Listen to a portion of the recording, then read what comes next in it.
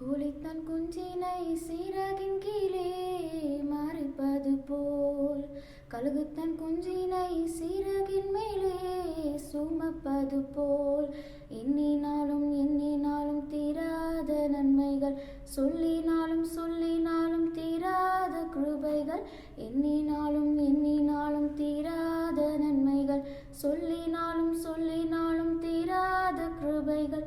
நன்றி இயேசுவே, நன்றி இயேசுவே, நீ செய்த நன்மைகள் 1000 உண்டு. சக்தியால் அல்ல, கையின் பலத்தால்